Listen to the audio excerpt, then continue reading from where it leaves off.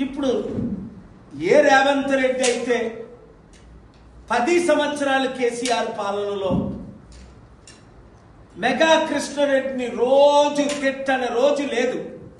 Mega Krishna Reddy గజ దొంగ, పెద్ద దొంగ, కాళేశ్వరం ప్రాజెక్టు.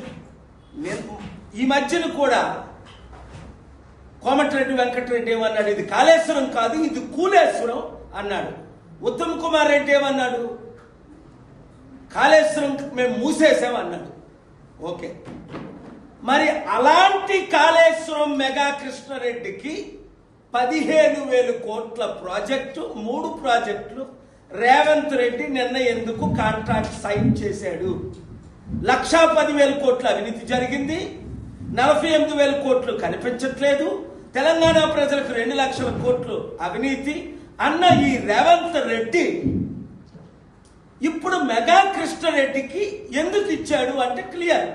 కాంగ్రెస్ పార్టీకి మెగా కృష్ణారెడ్డి ఎన్ని వందల కోట్లు బాండ్ల ద్వారా, మరి బ్లాక్ మనీ ఎంత ఇస్తున్నాడో లెక్కే లేదు. ఎందుకంటే కాంగ్రెస్ పార్టీ గెలాలంటే మొన్న 4,000 కోట్లు ఖర్చు అయిందట.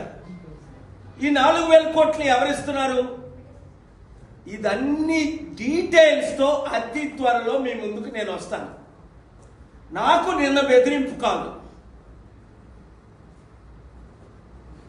మేము పెట్టింది ఫేస్బుక్లో నుంచి తీసేమని, మెగా కృష్ణారెడ్డి గురించి మేము చేసినవి తీసేమని.